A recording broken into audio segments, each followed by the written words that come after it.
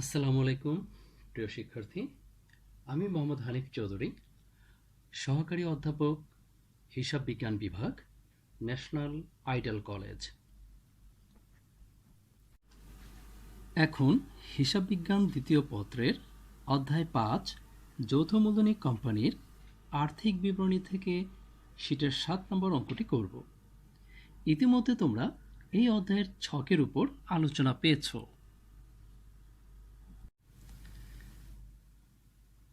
আমরা শীটের 7 নম্বর অঙ্কটা এখন করব। যাদের কাছে শীট নেই এই চ্যাপ্টারের, তারা মোকাররম স্যারের বইয়ের পঞ্চম অধ্যায়ের 30 নম্বর অঙ্কটা বের করে নাও, তাতেই হবে। আমরা প্রথমেই করণীয় ক করব। আমরা করণীয় কতে কি লেখা আছে দেখি। ঘোষণাকৃত মোট লভ্যাংশের পরিমাণ নির্ণয় করো। ঘোষণাকৃত মোট লভ্যাংশের পরিমাণ নির্ণয় করার ক্ষেত্রে আমরা সমন্বয়ের দিকে দেখব যে এই সম্পর্কে সমন্বয়ের কোথায় অর্ডার দেওয়া আছে। আমরা 4 নম্বর সমন্বয়ের দিকে তাকাচ্ছি। এখানে বলা আছে আয়করের জন্য 2000 টাকা সংরক্ষণ করো এবং অগ্রাধিকার শেয়ার 5% ও সাধারণ শেয়ার প্রতি 2 টাকা করে লভ্যাংশের ব্যবস্থা করো। তাহলে অগ্রাধিকার শেয়ারের 5% ও সাধারণ শেয়ার প্রতি 2 টাকা করে লভ্যাংশের ব্যবস্থা। শেয়ার মূলধন এটা সবসময় রেয়ামিলের একদম উপরে দেয়া থাকবে। যতগুলো অঙ্কই আমরা দেখব প্রত্যেকটা অঙ্কেই রেয়ামিলের ঠিক উপরে দেয়া থাকবে এর মূলধনগুলো। যখন লভ্যাংশ বের করতে বলে তখন মূলধনের উপর বের করতে হয়। প্রথমে বলেছে অগ্রাধিকার শেয়ারের উপর। অগ্রাধিকার শেয়ারের 5%। তাহলে আমরা বের করি অগ্রাধিকার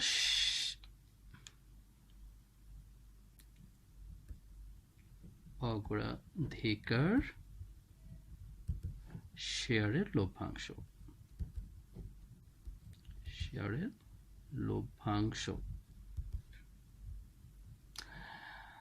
দেখো অগ্রাধিকার শেয়ারের টাকার পরিমাণ দেওয়া আছে হলো 2 লক্ষ টাকা। এই 2 লক্ষ টাকার উপর 5% করতে হবে।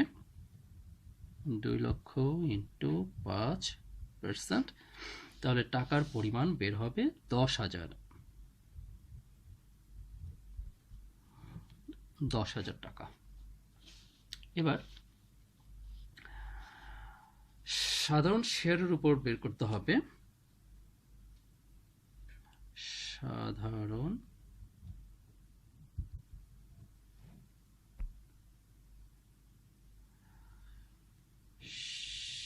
শেয়ারের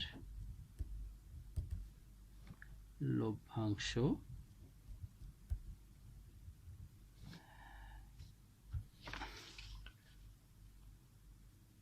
বলেছে সাধারণ শেয়ার প্রতি 2 টাকা করে।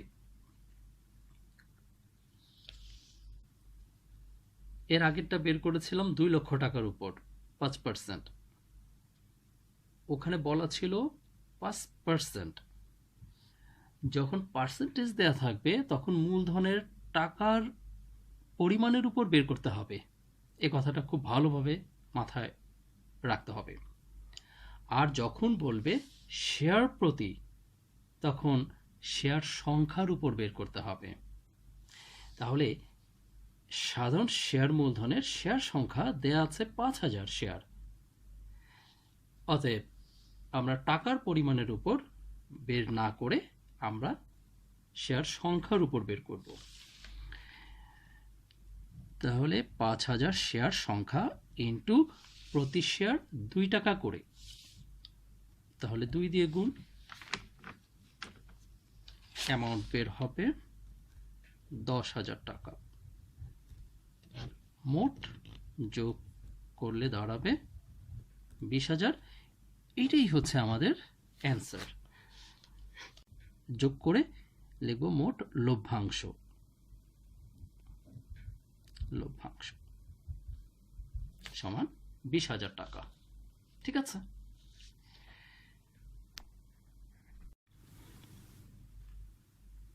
এখন আমরা করণীয় খ প্রস্তুত করব।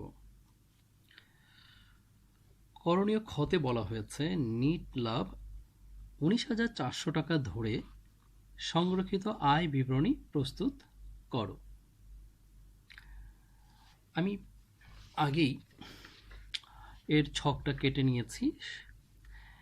প্রথমে আমরা জানি এই ছকের উপরে কোম্পানির নামটি লিখতে হয়, তারপর সংরক্ষিত আয় বিবরণী যেহেতু আমাদেরকে প্রস্তুত করতে বলছে, অতএব সেই বিবরণীর নামটি লিখতে হচ্ছে।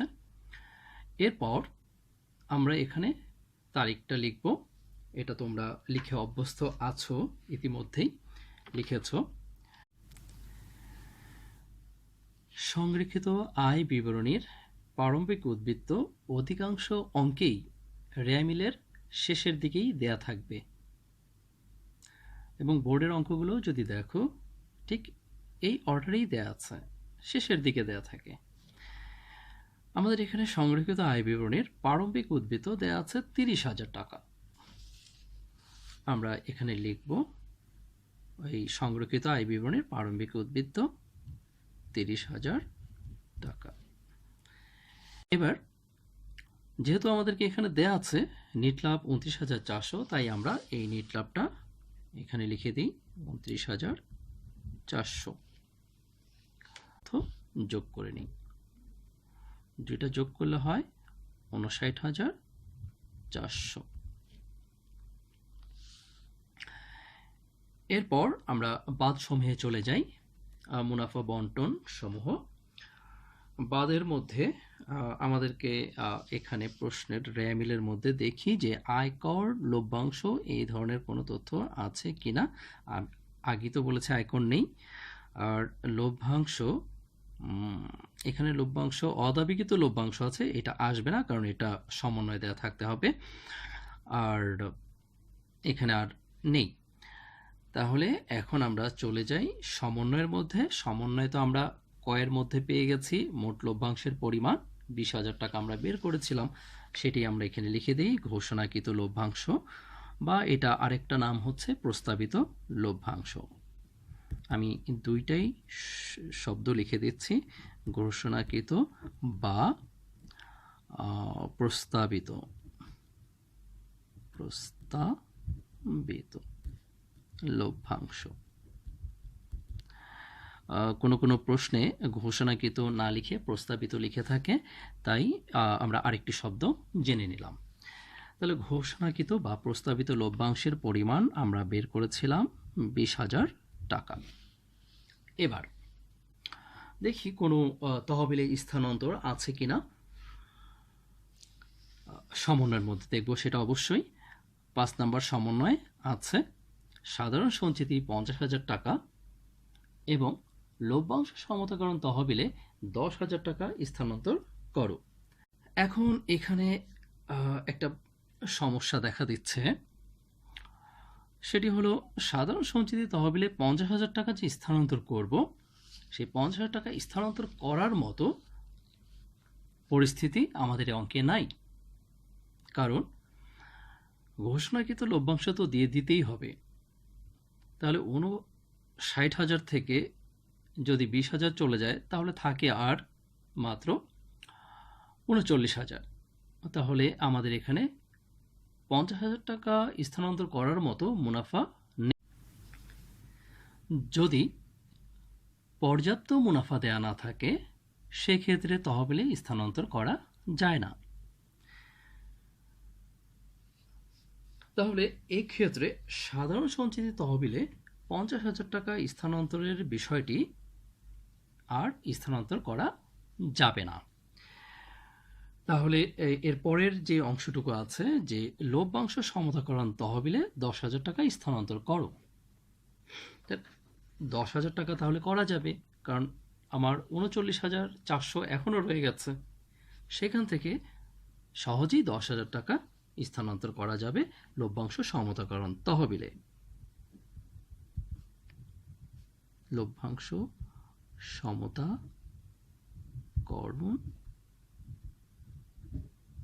তহবিল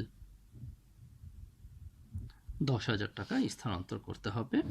তাহলে 10, 20, 30,000 টাকা।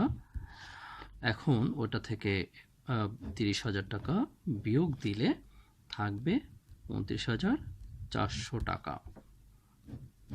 এটাই হচ্ছে আমাদের অ্যান্সার। এক্ষেত্রে আমরা এটার নাম দেব সংরক্ষিত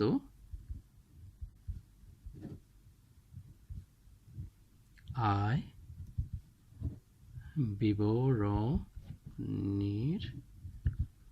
সমাপনী উদ্বৃত্ত।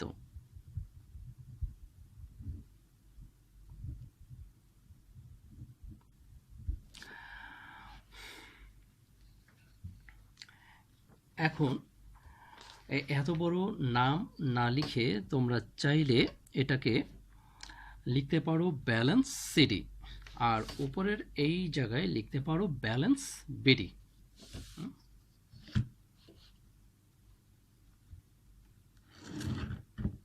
ব্যাস, শেষ। এই হচ্ছে সংরক্ষিত আয় বিবরণী। আমরা পরের ভিডিও তৈরি করব 7 নম্বর অঙ্কেরই করণীয় গ। সেখানে আমরা মোট দায় ও অসমন্বিত ব্যয়ের পরিমাণ কিভাবে নির্ণয় করতে হয় সেটা আমরা দেখব।